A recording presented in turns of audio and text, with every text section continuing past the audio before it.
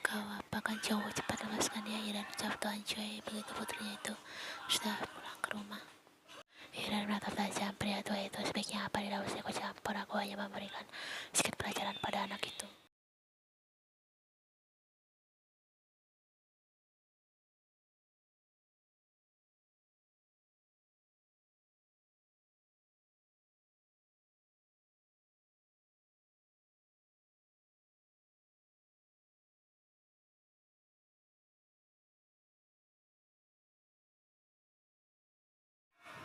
Tuan Choi hanya geleng-geleng kepala dengan langkahnya yang pelan. Dia beranjak keluar dari rumah untuk mencari Chongwoo. Sepertinya Iren mau urung anak itu di sebuah gudang kosong di belakang rumah ini.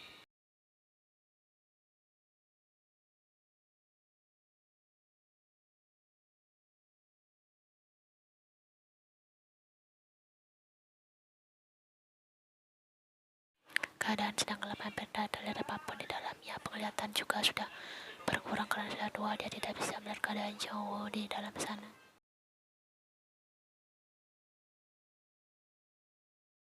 Cowok ya, panggilnya namun tak ada jawaban. Kau di dalam, kau bisa mendengar suaraku. Tak ada jawaban karena hari sudah malam dan dia juga tidak bisa memasuki gudang itu. Akhirnya pria itu perlahan berbalik dan memutuskan untuk membebaskan cowok besok saja saat Iren tidak ada.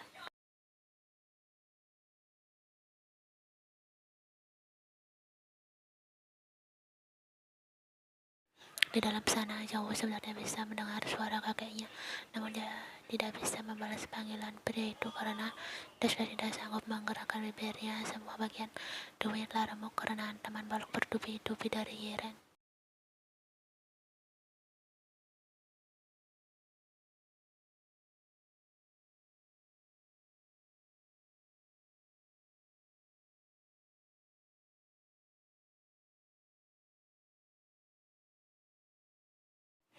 Ian terus melihat keluar jendela kamar.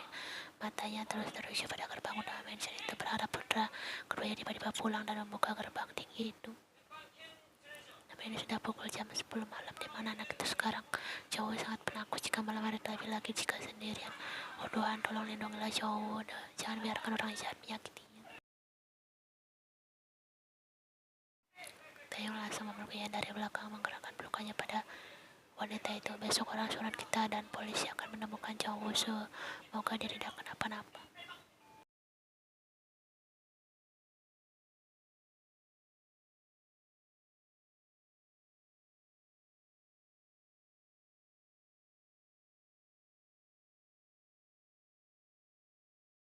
Dia mengelus rambut Ian. Kita harus yakin cowok bebek saja. Sebaiknya sekarang kau istirahat dulu. Wajahmu sangat pucat. Ian menggelang pelan. Aku tak bisa tidur jika cowok belum pulang, opa. Ucapnya, cowok akan pulang besok. Nih, kamu harus yakin sayang saja. Istirahatlah. Dia menuntun istrinya menuju tempat tidur.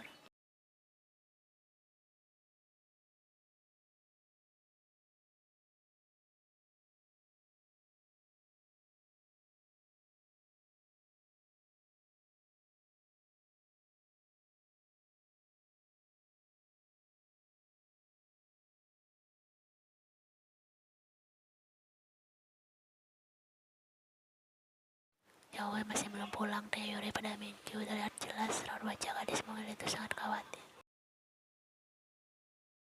Minkyu hanya mengangguk pelan, kemudian dia bergegas pergi untuk bergabung dengan orang suruhan Taeyong. Minkyu bersumpah dia tidak akan pulang sebelum menemukan adiknya itu, dan jika cowok tidak sedang baik-baik saja, Minkyu tidak akan memaafkan dirinya sendiri.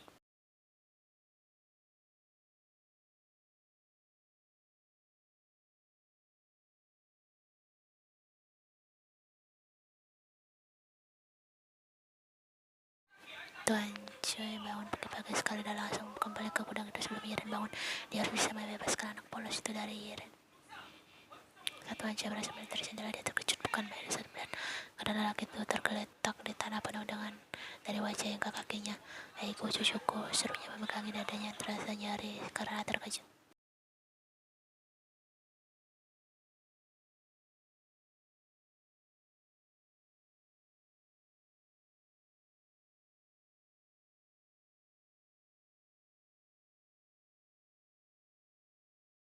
Pria tua itu tersentak kaget saat suara Yiran terdengar. Dia segera berbalik dan melihat wanita itu datang bersama seorang pria badan besar di sampingnya.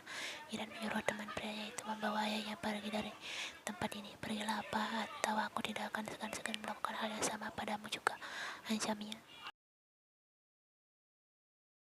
Teman pria Yiran itu pun langsung menyeret tubuh lemah Tuan Choi menjauh dari gudang itu. Karena sudah tua, dia tidak bisa melawan dari pria itu. Tuan Choi hanya bisa menangis mendapati cucunya seperti itu, dan dia tidak bisa melakukan apapun untuk menyelamatkannya.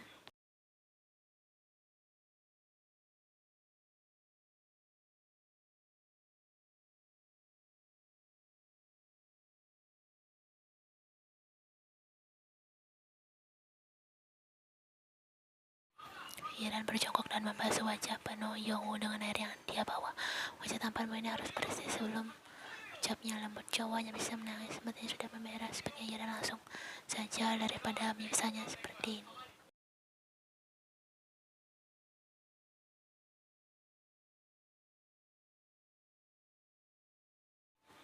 Jangan menangis sayang, hari ini aku membawa teman bermain untukmu. Kita akan bersenang-senang lagi hari ini. Xavier dan tersenyum tipis. Tak lama Changwoo melihat seorang pria berbadan besar memasuki gudang itu. Dia hanya bisa menggeleng pada Yiran. Jangan takut, dia temanmu juga. Dia akan membuatmu semakin merasa senang. Kita akan lakukan itu pada bocah ini. Dia masih sangat muda. Kupikir laki yang kau maksud pria dewasa.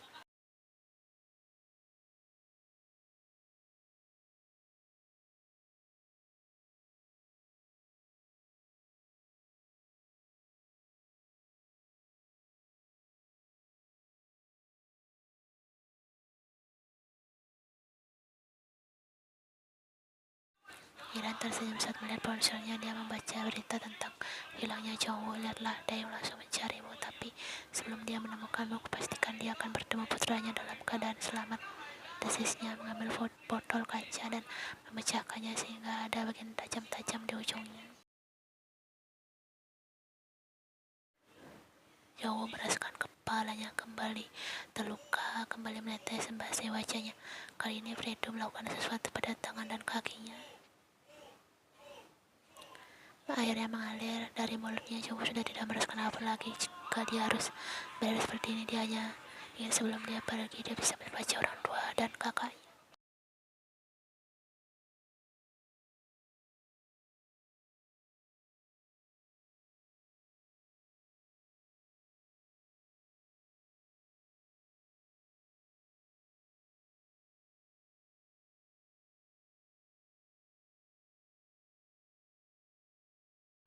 Tuan Choi yang kembali ke gudang itu bisa mendengar suara teriakan Changwoo kesakitan. Mereka berdua benar-benar tidak waras. Ini tidak bisa dibiarkan lagi. Dia harus mencari Taeyong cepatnya. Setelah seorang anak buah Chen bertanya kepada seorang siswa laki-laki di sekolah itu, laki-laki itu mengaku melihat Changwoo duduk bersama seorang pengemis di pinggir jalan saat dia pulang sekolah. Dapat info itu, dia langsung melapor pada Chen dan Taeyong. Mungkin ini adalah titik terang mereka untuk menemukan Changwoo.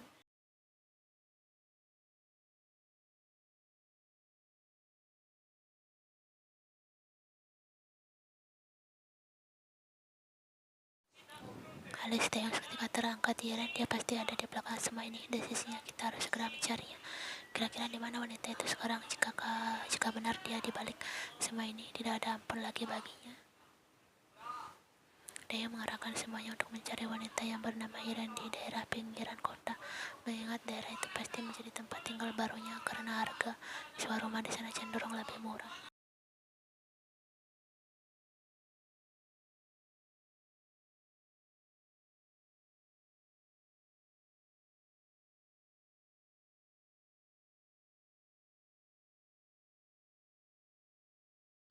Chen yang pertama kali melihat pria itu langsung menghampirinya. Tuan Choi, serunya membuat Taeyong juga ikut menoleh.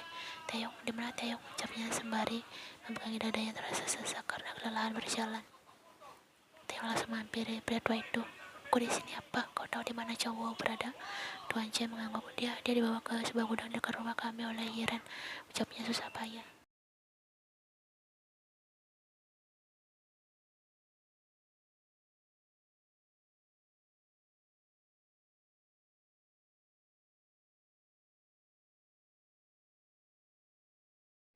Mobil dia berhenti di depan rumah Tuan Kim dan mereka pun langsung turun dari mobil kemudian berlari menuju ke sebuah gunung yang berada tak jauh dari rumah itu. Nafasnya terengah-engah menatap tempat itu, tubuhnya bergetar hebat. Dikunci, seorang anak buah Taeyong dan tanpa basa-basi langsung menendang pintu gunung yang sudah sedikit lapuk itu.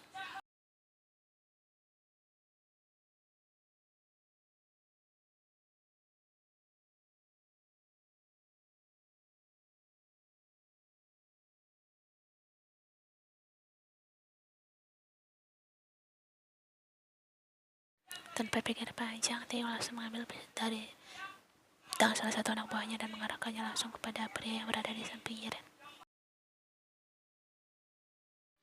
Pria itu terjatuh dengan satu tepat mengenai kepalanya. Yiren yang melihat kedatangan Taeyong sangat kaget, bagaimana bisa pria itu tahu tempat ini.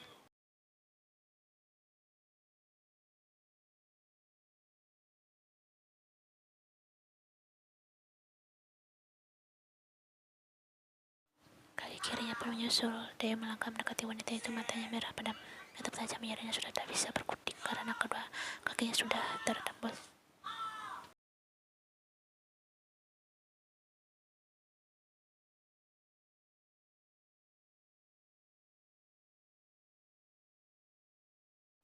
Min Kyung langsung berlari mendekati sosok lelaki yang tergeletak di tengah. Min Kyung ambruk tepat di samping Jang-woo yang sudah tak bergerak.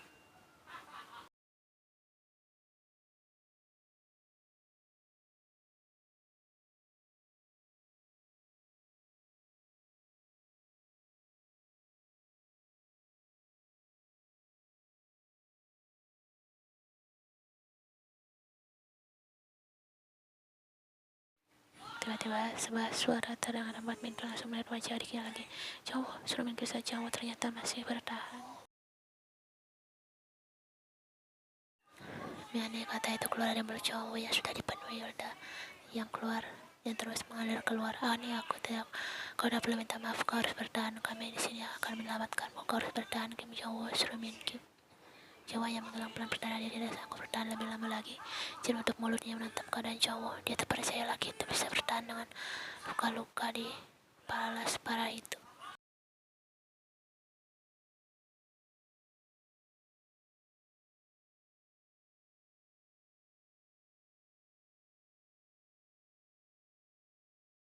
Taeyong menatap Yiren yang sudah tidak berdaya karena dari kedua kakinya, namun wanita itu masih bisa tersenyum karena Taeyong. Sekarang aku sudah membalaskan dendamku padamu melalui putramu itu. Kau tahu betapa puasnya aku mendengar jeritan kesakitannya. Sekarang kau bisa mengakhiri hidupku. Aku sudah tak peduli lagi dengan apapun, seru Yiren.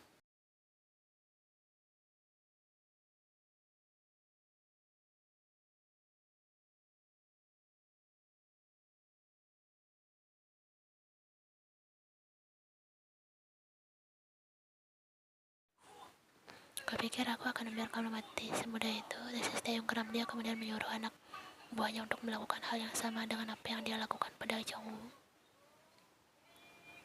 Kalian tak boleh berhenti sebelum dia mati, tapi usahakan buat kematiannya sangat lama. Aku ingin wanita itu merasakan kesakitannya lebih sakit dari putraku. Gunakan apapun yang kalian suka untuk membalas perbuatannya. Jika dia sudah, lempar saja ke laut untuk menghilangkan jejak. Ucap Taeyong datar kemudian beranjak pergi.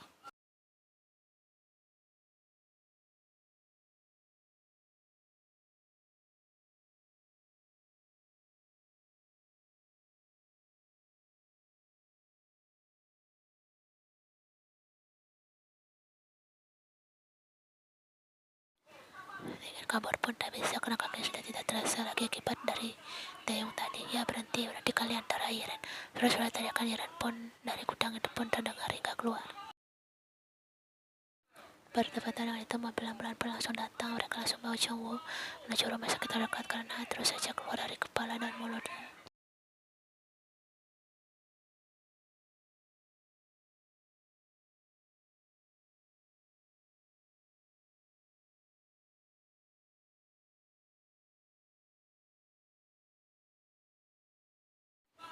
Minko tak bisa maafkan diri sendiri karena dialah Jong-woo menjadi seperti ini. Apa yang akan dia katakan pada ibunya nanti jika dia melihat Jong-woo kembali dengan keadaan seperti ini? Jong-woo kembali mengeluarkan cairan merah itu dari dalam mulutnya. Selain luka luar, dia juga mengalami luka dalam karena Yiren terus dengan benda berkali-kali.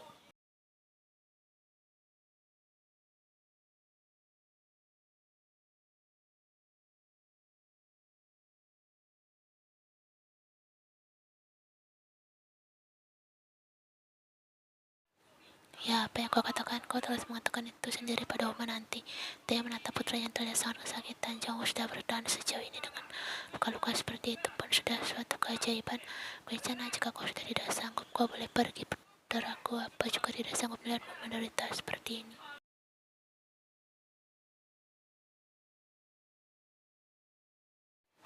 Kering Miki mengkerut, apa yang ayah katakan, Jauh akan terus bersama kita.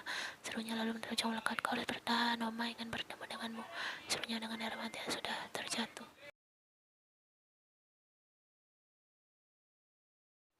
Jauh berusaha, terasa aku menyayangimu yang mian jika aku selalu membuatmu kesal. Tidak jangan minta maaf ke Jauh, esok Miki menangis terseduh-seduh. Apa aku telah menjadi sosok yang sangat baik.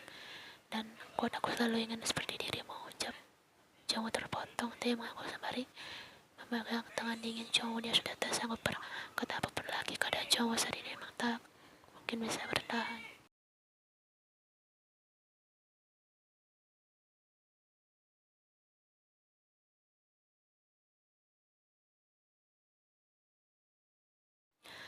Apa tangis Minkyu kembali pecah. Dia menoleh ke arah Taewon yang juga sudah tak bisa bertahan tangisnya lagi. Kim Jong buka matamu Jong, jika kau bangun, ku berjanji akan membuatkan semua tugas sekolahmu. Aku tidak akan kesal jika kau menggangguku. Bangun, suruh Minkyu memeluk tubuh Jong.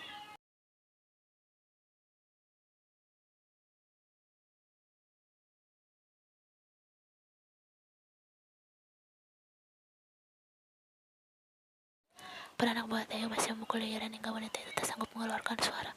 Mereka melakukan yang sama seperti yang lakukan pada Jongwoo, sudah memenuhi seluruh tubuhnya. Nikmatlah detik terakhirmu yang dengan kesan ini, ucap anak satu anak buah Taeyong.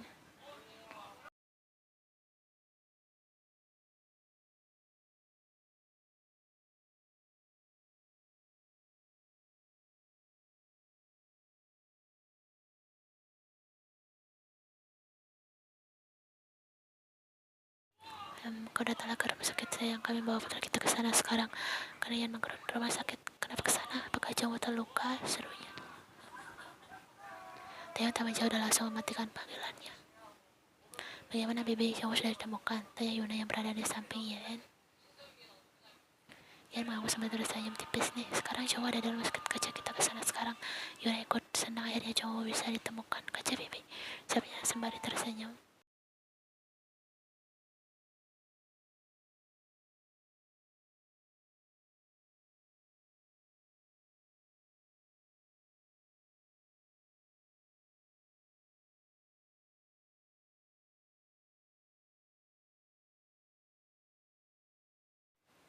Namun pria itu tidak langsung menjawab pertanyaannya. Dia hanya diam dan ada kesedihan yang amat dalam terukir di wajahnya. Yan kemudian melihat ke arah Minkyu dan Jin. Minkyu, apa yang terjadi dengan Jongwoo?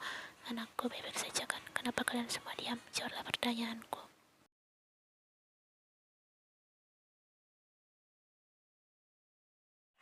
Dia mengusap jejak air mata di wajahnya. Dia menarik nafas dalam-dalam, mengumpulkan tenaga untuk memberitahu yang sebenarnya kepada istri itu. Semoga ia tidak kenapa-napa setelah mendengar kalimat dari mulutnya.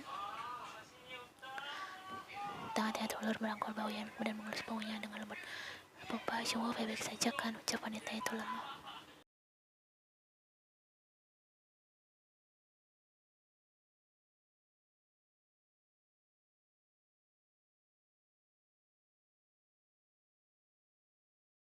Mata yang tak berkedip itu melihat seorang terbaring dengan seluruh tubuhnya sudah ditutupi kain putih. Yan melihat cepat, tubuhnya bergetar hebat.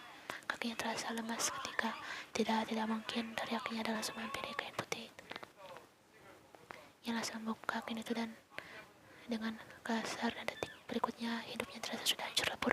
Melihat putranya kesayangannya sudah terbaring kaku dengan wajah hampir tak seperti putra yang tampan. Wajah tampan yang dipenuhi yang masih menetes keluar.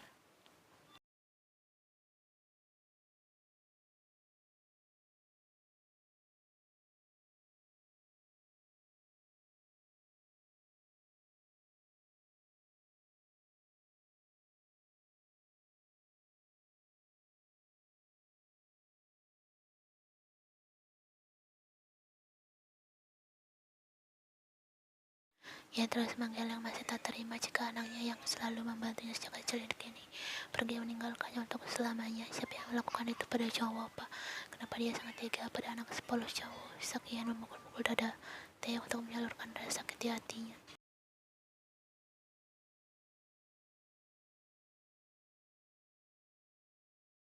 Pelakunya sudah mendapat balas yang setimpal, sayang dia sudah mati. Gumantai yang pelan sejak kecil, meskipun dia nakal, aku tak pernah mencubitnya sedikit pun. Dan sekarang orang itu dengan teganya menyakiti putraku seperti ini. Dia tidak bisa bertahan seperti ini. Katakan padaku siapa pelaku.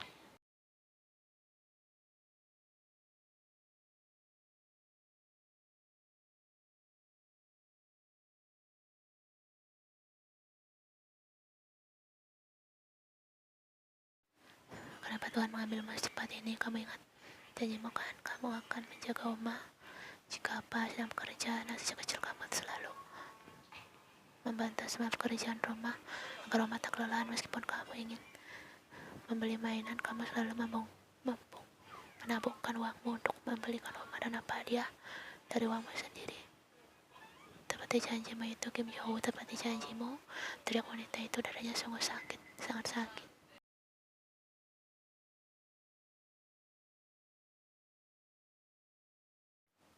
Tangisan dia memenuhi ruangan itu mengeluarkan seluruh rasa sakit dan amarahnya sudah tercampur aduk. Bagaimana aku bisa hidup tanpa putraku?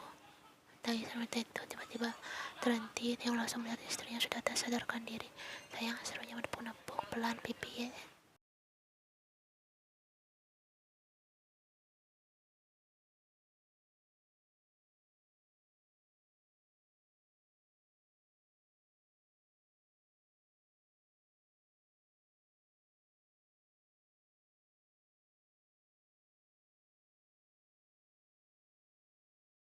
Sepasang kaki pun berdiri di depannya. Minkyu langsung mengangkat wajahnya dan melihat Yuna sedang berdiri di depannya dengan raut wajah sedih.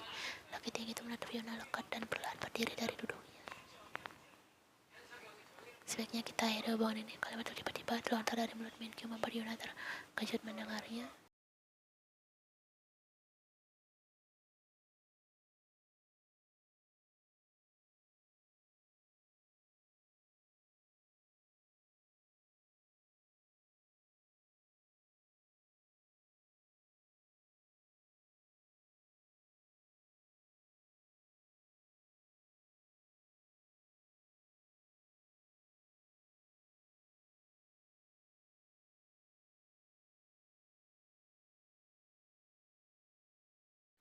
Yuna hanya bisa diam dan menatap Minkyu yang terlihat sangat frustasi. Jika laki itu ingin mengakhiri semuanya, meskipun sulit bagi Yuna, dia akan berusaha menerima keputusan Minkyu.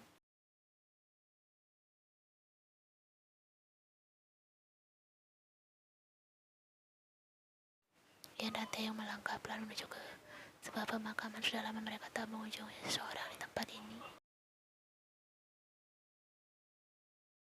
Setelah kepergian putra kedua mereka, Taeyong dan Yan tinggal di Amerika selama 2 tahun untuk menenangkan hati dan pikirannya mereka. Setelah pergian jauh, pada akhirnya mereka memang harus mengikhlaskan dia pergi ke tempat yang jauh. Yan dibantu melangkah oleh seorang gadis cantik. Taeyong meminta gadis itu untuk menempati rumah mereka di sini selama mereka tinggal di Amerika. Hati-hati aja, cuma ucap Yuna lembut.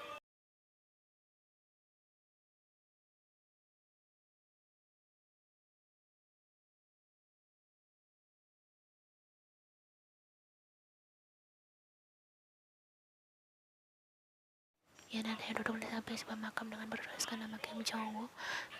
Ia tersenyum sembari musap-musap namanya tertera di sana. Oh, mendatang kamu pasti merindukan kami, ucapnya sembari menghiasi makam itu dengan bunga-bunga yang indah. Taeyong menancapkan bunga mawar merah dan putih di pinggiran makam. Kakakmu akan menyusul, dia sedang dalam perjalanan ke sini. Kamu selalu menjadi anak Oma yang manis dan polos. Guman yang langsung mengusap air matanya sudah menetes.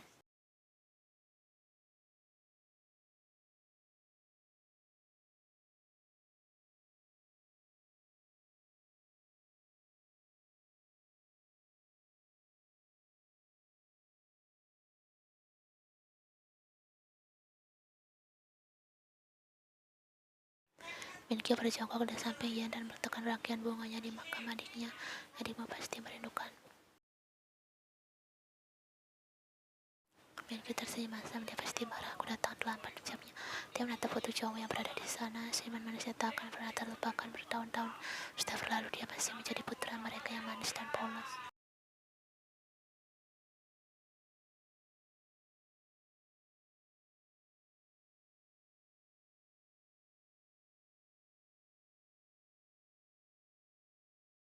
Yana meluk erat pinggang suaminya. Dia tak boleh terus terpuruk dengan kesedihannya, karena itu pasti membuat cowok juga sedih di sana. Dia harus berbangkit dan kembali menjalankan kehidupannya dengan baik jika dia bahagia. Setelah berdoa untuk cowok, Yan dan Taeyong pun berdiri bersiap-siap untuk kembali ke rumah. Sementara Minkyu masih berdiri di sana menatap foto adiknya tanpa berkedip. Dia sudah mulai berusaha mengubur rasa bersalahnya dan menjalani kehidupannya dengan baik. Minkyu harus menjaga ibu dan ayahnya dengan baik, itulah janjinya pada mendiang adiknya.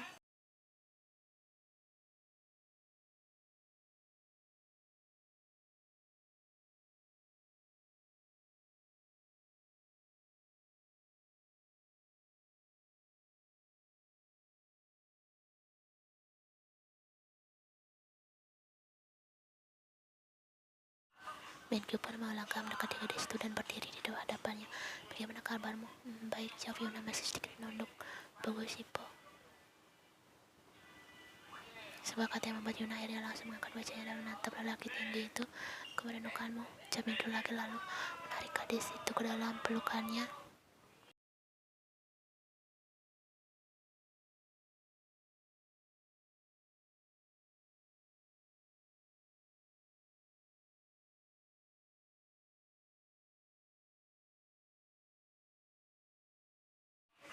Aku juga merindukanmu, ucap gadis itu akhirnya. Minkyu menguraikan pelukannya dan menggenggam erat tangan Yuna. Tiba-tiba kelopak mawar merah terbang terbawa angin dan mendarat di tangan keduanya. Minkyu dan Yuna langsung menoleh ke samping, tepatnya ke arah makam Jongwoo. Kemudian mereka tersenyum tipis. Sepertinya Jongwoo sangat ingin aku melamarmu.